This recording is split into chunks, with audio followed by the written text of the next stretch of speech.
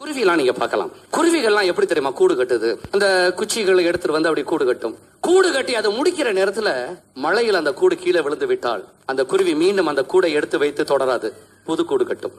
புதிதாக அந்த கூடை கட்டி மீண்டும் அதை முடிக்கிற நேரத்துல காற்றுல அது கீழே விழுந்து விட்டால் மீன் ஒரு புது கூடு கட்டும். எதுவரை கட்டும்? கூடு கட்டி முட்டைகளை இட்டு அடகாத்து தன் இனத்தை வாழ வைக்கிற வரை அது செய்து கொண்டே இருக்கும். ஏண்டா அதுக்கு தெரிஞ்சது ரெண்டு விஷயம் தான். ஒன்று விடாமுயற்சி, இரண்டாவது வாய்ப்புகள் இன்னும் உண்டு என்ற நம்பிக்கை.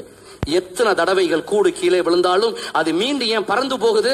இதே மாதிரி இன்னும் 1000 கூடுகள் கட்ட இந்த உலகத்துல வாய்ப்பு இருக்குன்னு நம்புது. யாரோ ஒருத்தருக்கு உங்களை பிடிக்காட்டா இனிமே எல்லாருமே உங்களை வெறுத்துருவாங்களா? ஏதோ ஒண்ணுல தோல்வி அடைஞ்சிட்டா இனிமே நம்ம நல்லாவே இருக்க மாட்டோமா? யார் சொன்னது? எண்ணங்களை நன்றாக வைத்துக் கொள்ளுங்கள், இல்லைன்னா நம்முடைய சொந்த எண்ணமே நம்மளை ஒரு நாள் கொன்றுவிடும். குருவிக்கு தெரிஞ்சது 2 சட்டங்கள் மட்டும்தான். விடாமுயற்சி, அதனாலதான் அது கூடு கட்டுது. இரண்டாவது ஆப்பர்ச்சுனிட்டிஸ், வாய்ப்புகள் உண்டு. எந்த குருவியாவது 5 தடவை கூடு கட்ட முயற்சி பண்ணி 5 தடவைகளும் கூடு பாதியோடு கீழே விழுந்த உடனே இனிமே வாழ்க்கை முழுவதும் கூட கட்டக்கூடாதுன்னு நொந்து போய் நேரா கிஸ்ஸா சைவைக்கு மேல பறந்து பொத்துண்டு உளுந்து எந்த குருவியாவது தற்கொலைப்படி கிடக்குதா? யாரோ உங்களை திட்டா என்னங்க, நீங்க கெட்டவராக இருந்தாலும் உங்களை திட்டுவார்கள். அதே நேரத்தில் அவர்களை விட நீங்க சிறப்பாக இருந்தாலும் உங்களை திட்டுவார்கள். இது ஹியூமன் நேச்சர், மறந்துடாதீங்க.